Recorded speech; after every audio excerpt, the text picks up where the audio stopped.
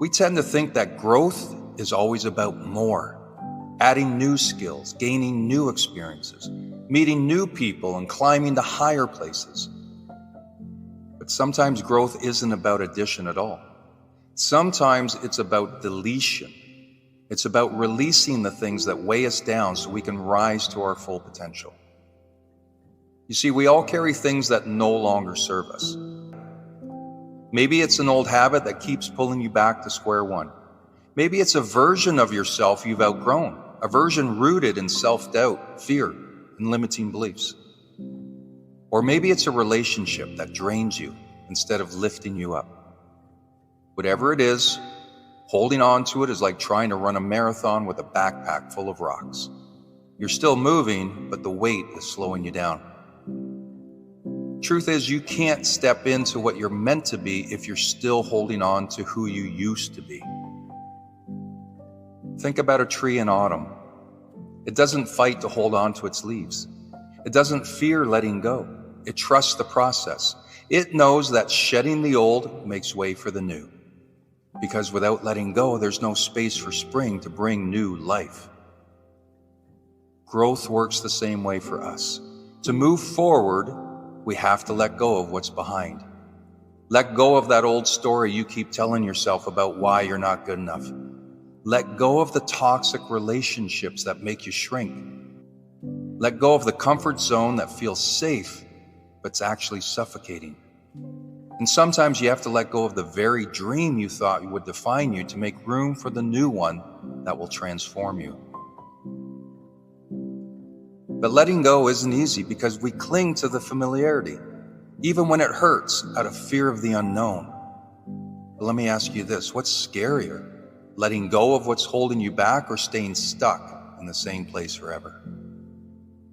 Imagine a hot air balloon. The only way it rises is by releasing its sandbags, those heavy weights that keep it tethered to the ground. The moment it lets go, it soars. And the same goes for you. Your potential isn't something you need to chase. It's already within you. You just have to drop those weights. Take a moment and ask yourself, what do I need to let go of? What habits, relationships, or versions of myself are keeping me grounded? And be honest. Because the first step to freedom is recognizing what's holding you captive. And once you see it, you can decide right here, right now, that you won't let it define you anymore. You're allowed to let go of the past. You're allowed to outgrow the old version of yourself. You're allowed to walk away from people or places that no longer align with your purpose. And you're allowed to step into the new, even if it's uncertain, even if it's uncomfortable, because that's where growth lies. At the end of the day, you get to decide whether you'll stay weighed down or rise. The choice is yours. Let go of the fear, let go of the excuses, let go of anything that's holding you back, because your future is waiting. And it's lighter, brighter, and more beautiful than you can imagine. But first, you have to release what no longer belongs.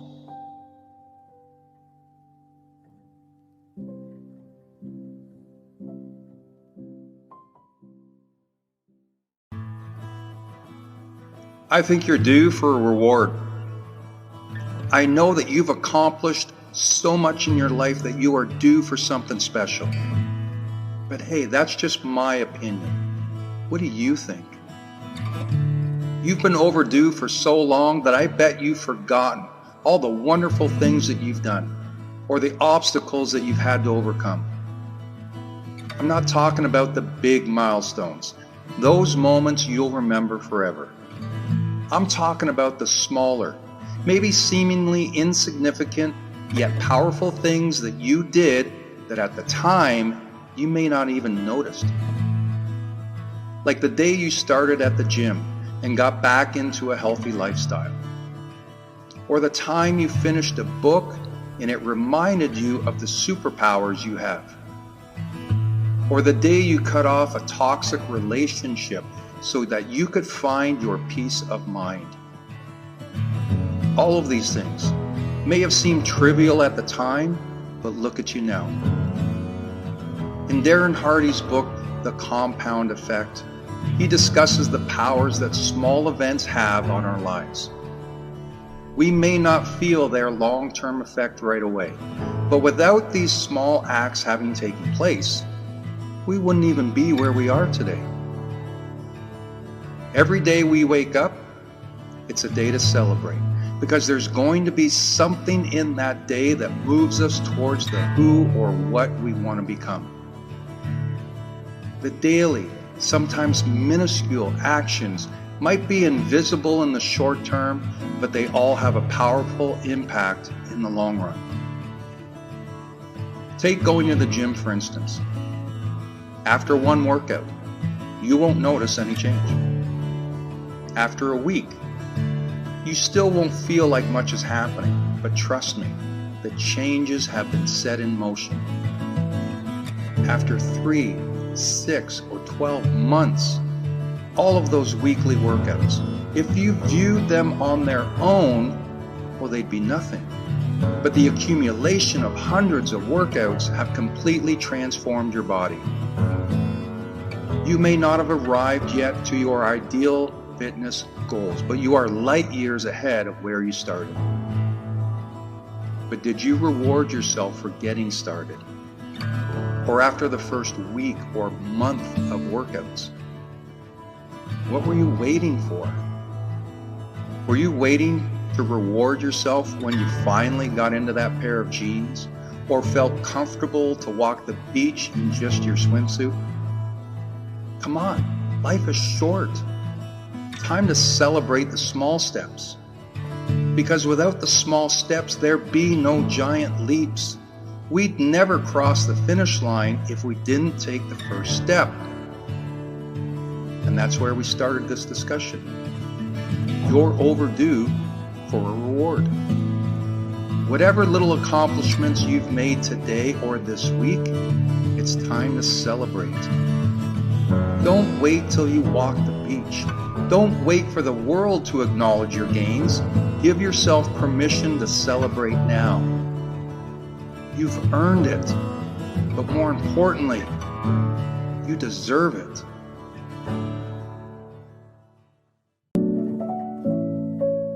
Life has a way of presenting us with obstacles, big and small, that can sometimes feel overwhelming. Just the mere thought of confronting these challenges can keep us from even taking the first step. But here's the thing. You have more strength within you than you realize. Think of challenges as opportunities in disguise. They may seem daunting at first, but they hold the potential for growth and learning. I've seen it time and again with my clients. When faced with adversity, those who embrace it as a chance to learn and evolve often come out stronger on the other side. You see, resilience isn't just about bouncing back. It's about using setbacks as launching pads towards your goals. It's about cultivating a mindset that sees obstacles not as roadblocks, but as detours guiding you towards a better path. One of my favorite quotes by Ralph Waldo Emerson comes to mind. He says, "What lies behind us and what lies before us are tiny matters compared to what lies within us." This quote encapsulates the essence of overcoming challenges. It's about tapping into your inner strength and realizing your potential. So how can you start building this resilience? Well, first, acknowledge your emotions. It's okay to feel frustrated, disappointed, or even scared when facing challenges. Emotions are a natural part of being human. So allow yourself to feel them, but don't let them define you or hold you back. Sometimes challenges can seem insurmountable because we view them as a whole. So try this. Take a step back and break the challenge into smaller, manageable tasks. This not only makes it less overwhelming, but also gives you a clearer roadmap to follow. Recognize that you don't have to face these challenges alone. whether it's friends, family, or a coach like myself. Having someone to lean on can provide valuable perspective, encouragement, and guidance. Remember, setbacks are not failures. They're opportunities to learn and grow. Each challenge you overcome strengthens your mental muscle, making you more prepared for whatever life throws your way. Every step forward, no matter how tiny, deserves recognition. Celebrate your victories, no matter how small they may seem. By doing this, it reinforces your progress and motivates you to keep going. Overcoming challenges is not just about surviving. It's about thriving. It's about embracing the journey, learning from the experiences, and becoming the best version of yourself. So as you face challenges in your own life, remember the words of Ralph Waldo Emerson and the wisdom they hold. You have the strength within you to overcome anything that comes your way. Believe in yourself. Take one step at a time and keep moving forward. You've got this.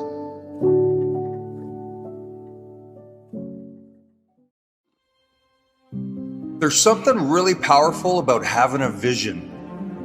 I'm not talking about daydreams or wishful thinking. I'm talking about a real, clear vision for the life you want to live.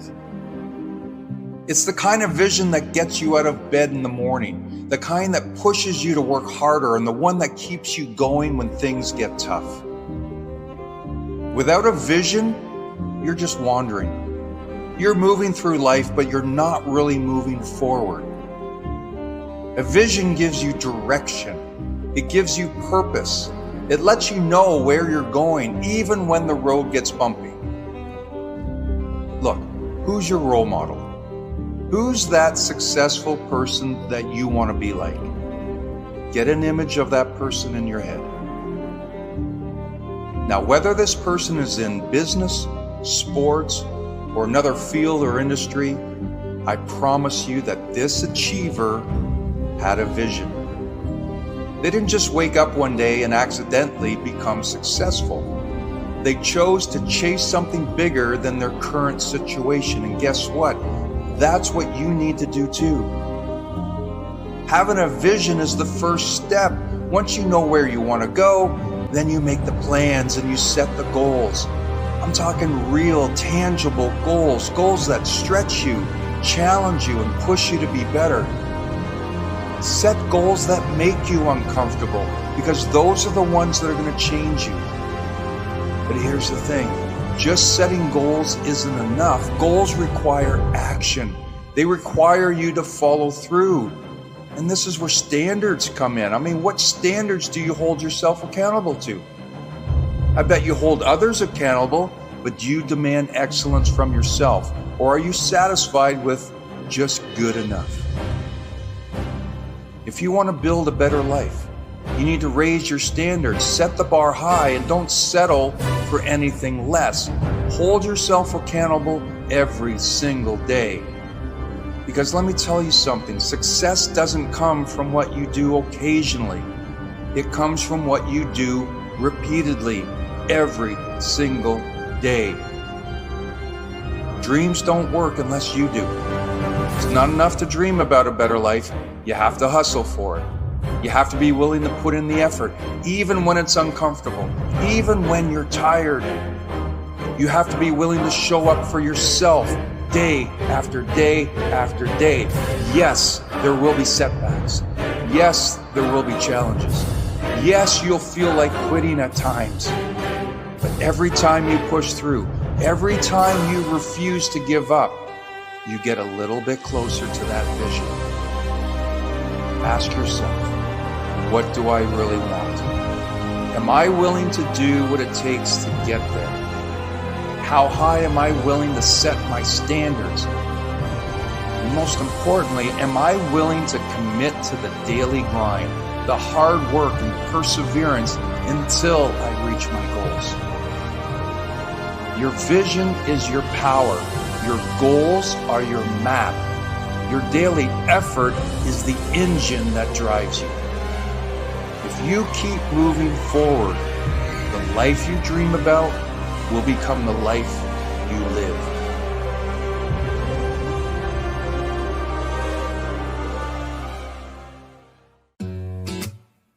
If you want success, it starts with you, and it starts with self-respect. If you want to feel confident, strong, and capable, well, that's self-respect. Without it, nothing else holds. Self-respect is not arrogance. It's not thinking you're better than anyone else. And it's not about being perfect. Self-respect is knowing your worth without needing anyone else to validate it.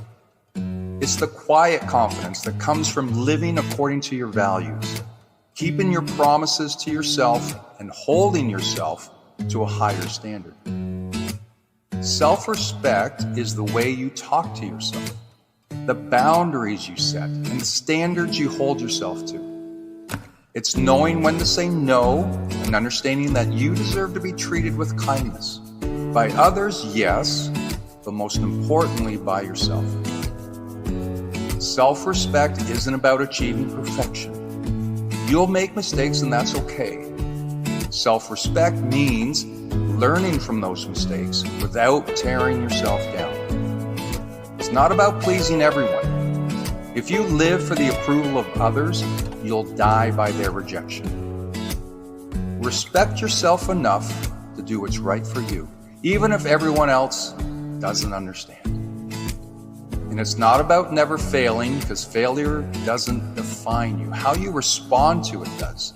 Every time you get back up, you build a little more respect for yourself. Now let's talk about how to build it. Because self-respect isn't something you're born with, it's something you earn day by day. First, keep the promises you make to yourself.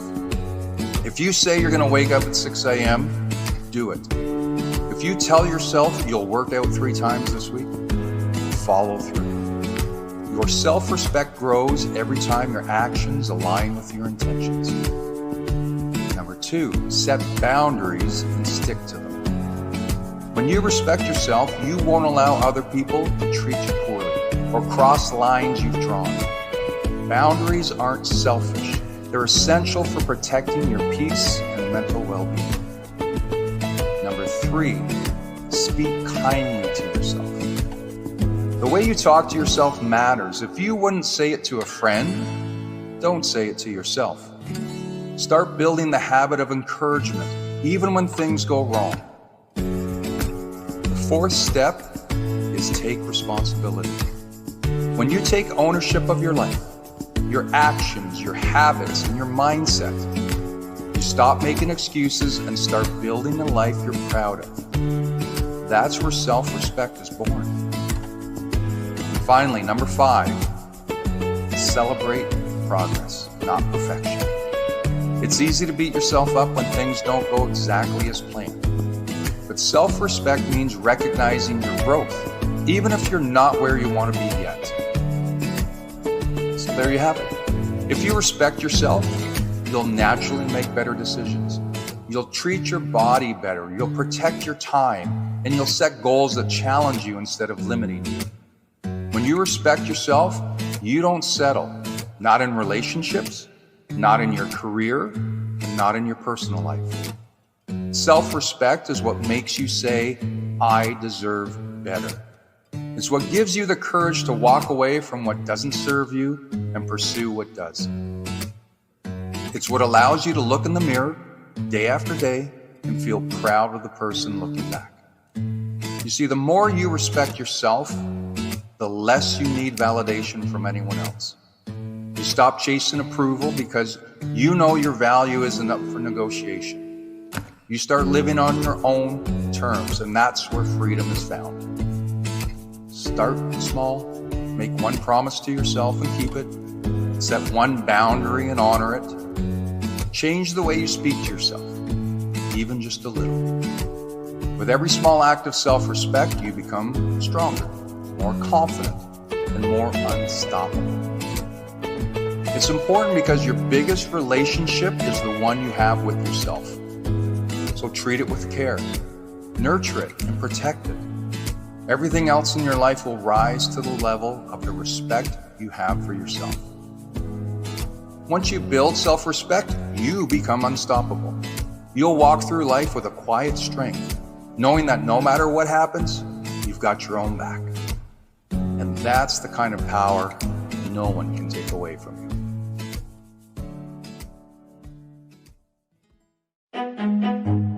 This is the day. Say it with me. This is the day. What am I talking about? How do I know that? How do I know that this is the day? Because I'm making the decision. I'm stating it now that today, this day, is the day.